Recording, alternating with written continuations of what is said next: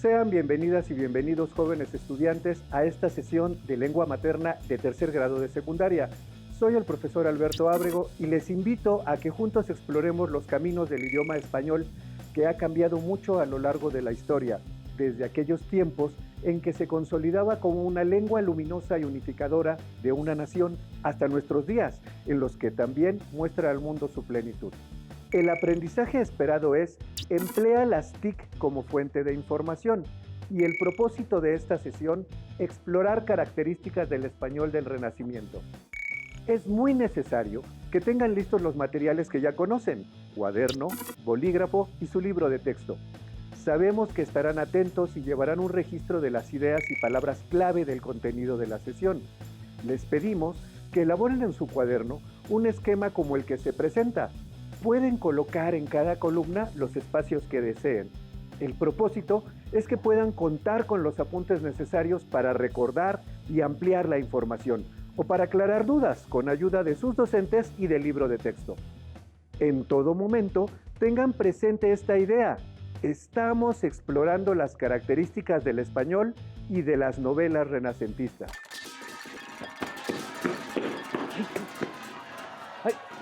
Ay, profesor. Es que el guardia de la entrada que hoy me recibió, haciendo ruido con la cacerola que usa para calentar su almuerzo, casi me caigo. Qué gusto verte, Enrique, pero ¿y por qué hace algo tan raro ese guardia? Bueno, porque una vez que no me saludó, le dije: oiga, oficial, saludar no cuesta nada. Y bueno, desde entonces me recibe con bombo y platillo, y a veces con cacerolazos, a veces hasta con silbatazos, y a veces con canciones rancheras muy chistosas. Ay, ese guardia es todo un pícaro. Me recuerda a Lazarillo de Tormes. La vida de Lazarillo de Tormes. Ese es precisamente el audiolibro que estaba escuchando antes de venir. Es una novela del Renacimiento español.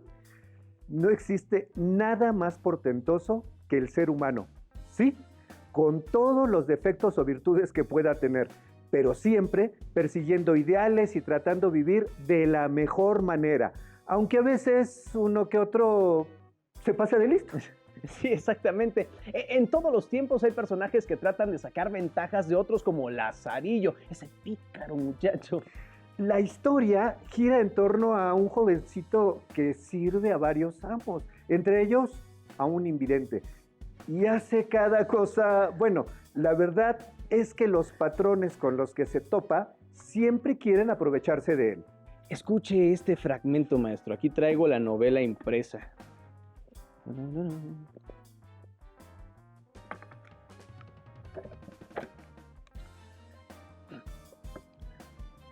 Ahora quiero yo usar contigo de una liberalidad, y es que ambos comamos este racimo de uvas, y que hayas de él tanta parte como yo.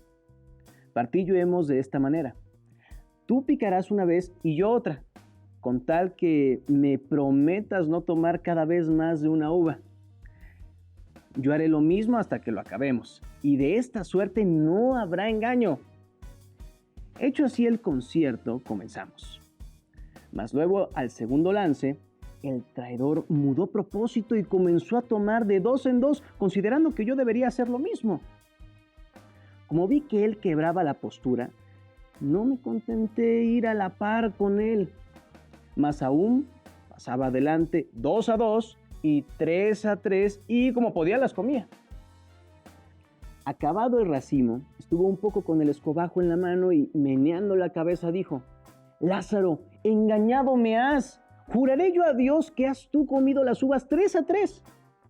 No comí, dije yo. Mas ¿por qué sospecháis eso? Respondió el sagacísimo ciego: ¿sabes en qué veo que las comiste 3 a 3?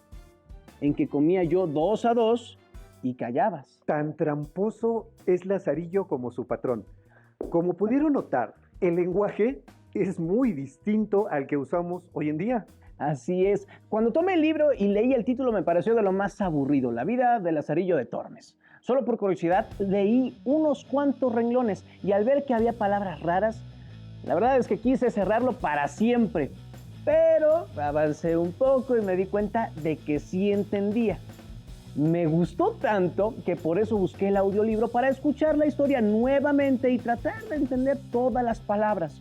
Además, el Lazarillo me simpatizó por ser bueno, sinvergüenza. Y vaya que lo era. Si ustedes allá en casa notaron la presencia de frases o palabras raras y no las entendieron muy bien, no se preocupen. Esa novela fue escrita en el siglo XVI, cuando por supuesto no se hablaba el español tal como lo hablamos en la actualidad. Pienso que las lenguas van cambiando de acuerdo con las necesidades de los hablantes. Estás en lo cierto. Los hablantes en todos los tiempos van encontrando palabras para nombrar objetos, acciones, ideas, sentimientos y otros conceptos abstractos. Todas, en algún momento, han surgido como producto de una necesidad de comunicación. Al paso del tiempo, algunas se transforman, otras desaparecen.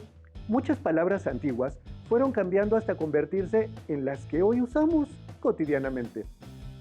No se puede amar lo que no se conoce, dice un adagio popular. Por eso, para amar nuestra lengua, antes debemos conocerla. Hoy emprenderemos un viaje por el tiempo en el que conoceremos algunos testimonios literarios que nos mostrarán cómo el idioma español fue creciendo, consolidándose para llegar a ser lo que es el día de hoy. Un fantástico instrumento de comunicación hablado por millones de personas en todo el planeta.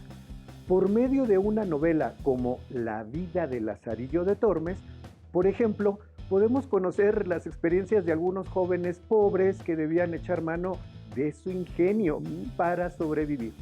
Aunque Lazarillo es un personaje ficticio, nos permite entender la realidad que afrontaban muchos españoles en el siglo XVI. Espero que algunas de las alumnas y alumnos que nos están viendo escriban alguna vez una novela sobre la pandemia. De ese modo, en 400 años, la gente sabrá cómo se sintieron los jóvenes durante este periodo. Así es. ¿Qué te parece si iniciamos nuestro viaje en el tiempo? Ya imaginaste lo que pasará 400 años adelante, pero ahora viajaremos 400 años atrás. En la época en la que se escribió La vida de Lazarillo de Tormes. Precisamente, un periodo artísticamente prolífico, humanista, lleno de contrastes sociales y cambios políticos. El Renacimiento. Así es. Aunque el Renacimiento abarcó a varios países europeos, nos centraremos en uno de ellos. España. Exactamente. Hablaremos sobre la literatura española de los siglos XVI y XVII, puesto que los mexicanos somos herederos de esa tradición y de esa lengua. En el Renacimiento, la vida terrenal ofrece placeres y experiencias que deben gozarse y analizarse a la luz de la inteligencia. El hombre y la razón ocupan un lugar predominante, puesto que solo la conciencia humana es capaz de conferirle sentido al mundo. En España, el matrimonio de los reyes católicos supone la unidad nacional, pues atenuó parte de la crisis sociopolítica que existía en ese momento y propició el auge cultural. El Renacimiento inició en España, más tarde que en Italia, que fue la cuna de esta revolución social y cultural. Muchos modelos artísticos italianos se implantaron en España, casi un siglo después de que fueron originalmente concebidos. De esta nueva valoración del hombre nace el humanismo, impulsado por causas materiales de enorme trascendencia, entre ellas el descubrimiento de América en 1492, que abrió nuevos horizontes y sobre todo la invención de la imprenta de tipos móviles en 1440 por el alemán Johannes Gutenberg, que facilitó la difusión del saber. ¿Y el idioma? ¿Qué pasaba con el idioma en medio de tantos cambios? Me imagino un torrente de palabras y expresiones que iban, venían, se mezclaban, se adecuaban, se incorporaban o salían del lenguaje habitual. Exactamente. Prácticamente todos los países con los que España tuvo relación en esa época dejaron su huella en nuestro vocabulario. Algunos ejemplos son voces cultas provenientes del griego como academia, alfabeto, ortografía, palabras sonoras provenientes del italiano, conversar, oratoria, novela, soneto, carnaval, voces de origen francés, gala, galán, reproche, jardín, vocablos de origen portugués, enfadar, corpiño, mermelada, voces de origen árabe como elixir, hazaña, jinete, naranja, ojalá. No puede dejar de mencionarse la aportación que las lenguas indígenas de América hicieron al idioma español para nombrar nuevas realidades, entre muchas otras, huracán, chocolate, cacao, coyote, enequén, cóndor. Tengo entendido que también en el Renacimiento hubo variaciones fonéticas, gramaticales, léxicas incluso, formación de nuevas palabras a partir de sufijos y prefijos. Efectivamente, la lengua española era un torbellino de cambios acelerados en la forma, significado y pronunciación de las palabras y expresiones. Para hablar de ello, el doctor Alejandro Velázquez Elizalde nos compartirá algunos comentarios acerca de los cambios que nuestro idioma tuvo durante el Renacimiento. El Renacimiento fue una época muy ajetreada para el español, que cambió mucho en muy poco tiempo. Un cambio clave se dio en la forma como se pronunciaban algunos sonidos. Un curioso término relacionado con esos cambios fonéticos es el reajuste de sibilantes, que inició en el siglo XV y dio pie, por ejemplo, al actual sonido de la J, que originalmente se escuchaba como cuando callamos a alguien. Shh. Otro sonido que surgió en esta época fue el de la Z castellana, que proviene originalmente de un sonido que se escuchaba como cuando estamos enojados. ¿Han notado esa diferencia cuando escuchan hablar algunos españoles?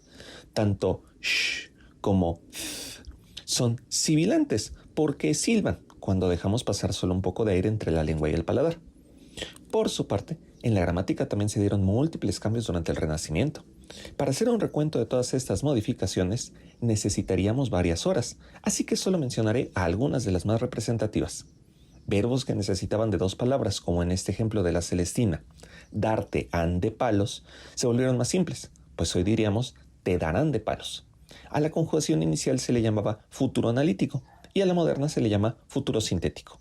Eleísmo, es decir, emplear le como pronombre de complemento directo en donde esperamos usar lo, es otro fenómeno que se origina hacia esta época.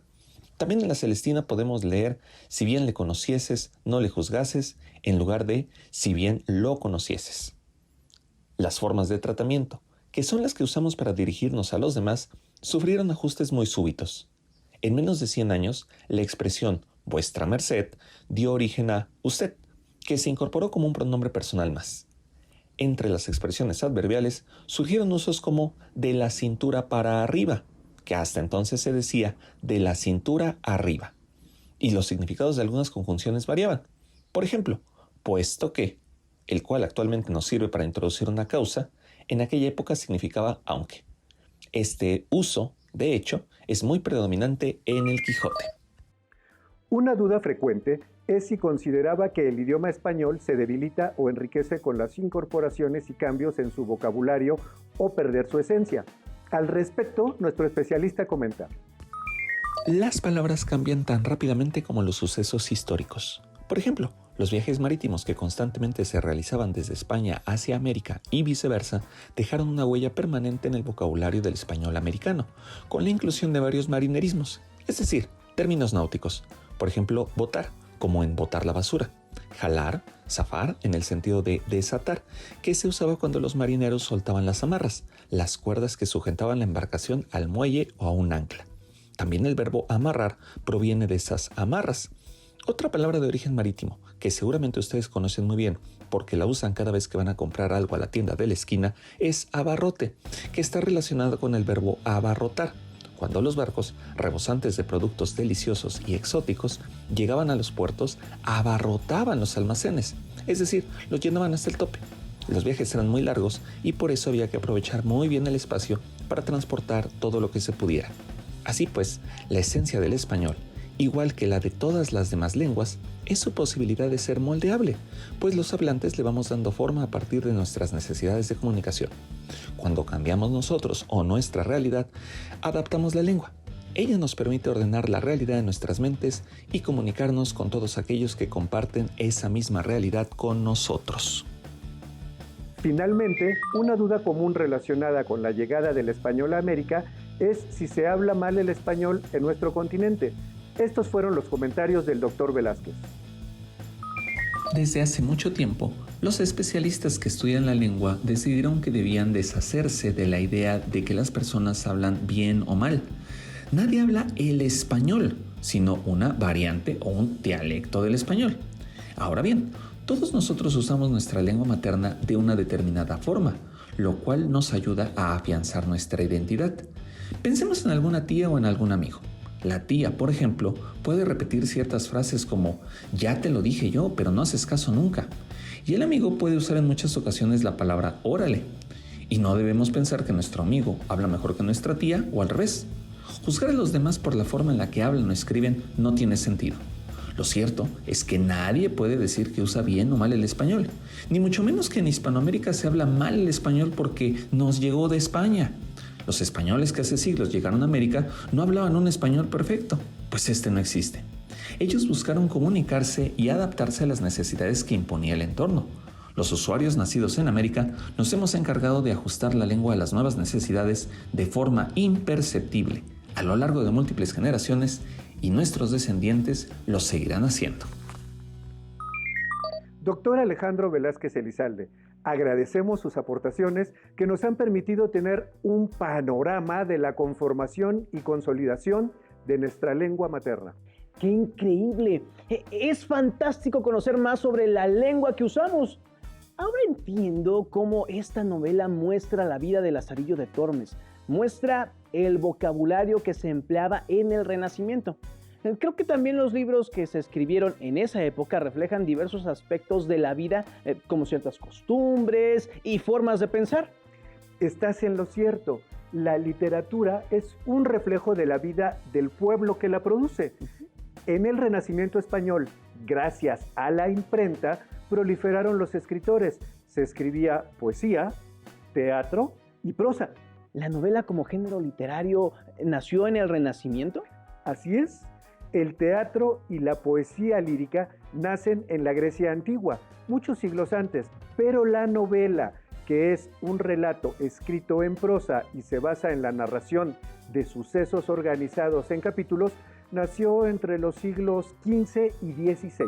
Tengo entendido que en las novelas renacentistas se idealizó el sentimiento amoroso y se consideró a la mujer, al arte y a la naturaleza como las tres fuentes principales de la perfección. Así es. A partir de esas ideas surgieron varios tipos de novelas. Picaresca, de caballerías, bizantina, morisca, pastoril. La novela picaresca está escrita en primera persona, por ello se afirma que es autobiográfica. Su personaje central es un pícaro, alguien que para sobrevivir utiliza la astucia y el engaño. Es una crítica a la sociedad de su tiempo y emplea un lenguaje coloquial. Esas características están aquí, en el Lazarillo de Tormes. ¿Recuerdan al jovencito que al ser defraudado por su patrón invidente le da la vuelta al engaño y acaba comiendo más uvas? En el fondo de estas novelas hay una crítica a la sociedad. Mucha gente padecía la pobreza y debía ingeniárselas para sobrevivir. En cambio, en las novelas de caballerías, el protagonista es un caballero andante, héroe que recorre distintos lugares para defender a los débiles y luchar por conseguir un mundo mejor. Este personaje es valiente y honorable, y está movido por sentimientos tan puros como la fe, la bondad y el amor. Este tipo de novela cobró auge en España con la publicación de la versión revisada del Amadís de Gaula, de García Rodríguez de Montalvo en 1508. En este pasaje, Amadís lucha contra dos caballeros para defender que la belleza de su amada es muy superior a la de cualquier otra mujer. Ah, dijo que de Amadís, ¿verdad? Aquí está. Caballero, yo os tengo por buen mancebo y ruego que antes que más mal recibáis, otorguéis ser más hermosa mi amiga que la vuestra. Callad, dijo Amadís, que tal mentira nunca será por mi boca otorgada. Entonces se fueron a acometer y herir con las espadas de tan fuertes golpes que espanto ponían, así a los que miraban como a ellos mismos que los recibían. ¿Qué significa otorguéis ser más hermosa mi amiga que la vuestra, profesor? Qué bueno que lo preguntas, porque precisamente esa es la frase que hace enfurecer a Amadís. Lo que está queriendo decir el caballero que reta a nuestro héroe es: acepte usted que mi dama es más bella que la suya. Observen cómo ciertos verbos tienen usos que hoy ya no son vigentes. Por ejemplo, otorguéis ser más hermosa, que hay que entender como aceptar o conceder que es. Esta expresión es la que molesta a Amadís y se dispone a pelear antes que aceptar que su dama es menos agraciada que la del otro caballero.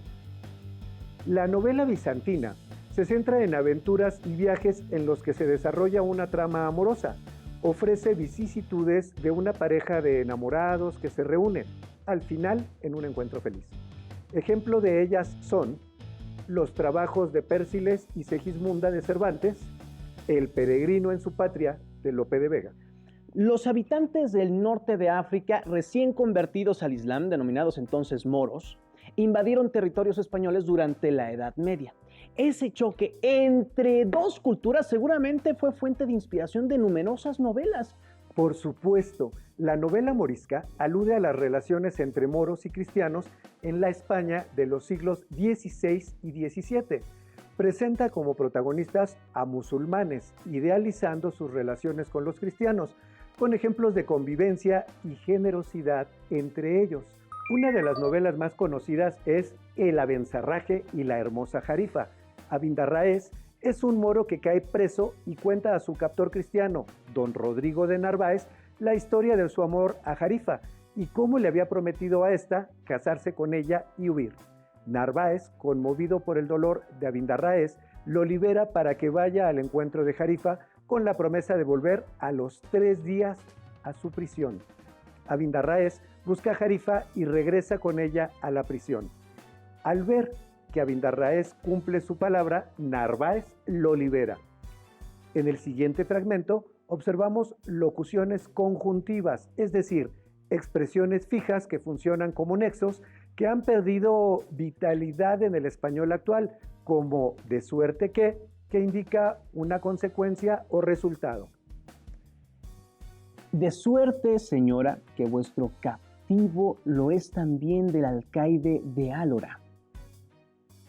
Yo no siento la pena de la prisión que vos enseñasteis mi corazón a sufrir, mas vivir sin vos tendría por la misma muerte. Finalicemos esta exploración con la novela pastoril. La novela pastoril ofrece una visión idealizada del mundo y de los seres humanos. Los protagonistas son pastores cultos que cuentan sus aventuras y desventuras amorosas en una naturaleza idílica e irreal. 2 obras representativas son La Galatea, de Miguel de Cervantes, La Arcadia, de Lope de Vega. En La Galatea, Cervantes muestra a 2 pastores enamorados de Galatea, una linda pastora que reúne todas las virtudes: discreción, inteligencia, honestidad, bondad. Ella ama su libertad y no quiere verse atrapada por el yugo amoroso, así es que hace sufrir a los 2 pastores. La naturaleza, la mujer perfecta, el amor. Noten cómo los elementos del Renacimiento se concentran en un idioma español que se encontraba en plena consolidación. ¿Leemos lo que cantaba el pastor enamorado a la orilla del río?